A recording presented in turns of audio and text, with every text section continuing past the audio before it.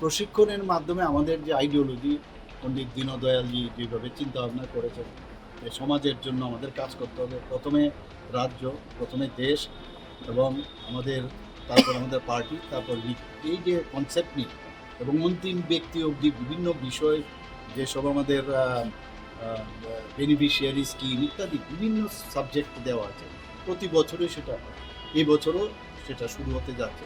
আমাদের কনভেনার রয়েছেন সুব্রত চক্রবর্তী, আমাদের চিফ স্পোক্স পারসন, ওনার নেতৃত্বেই এটা হচ্ছে।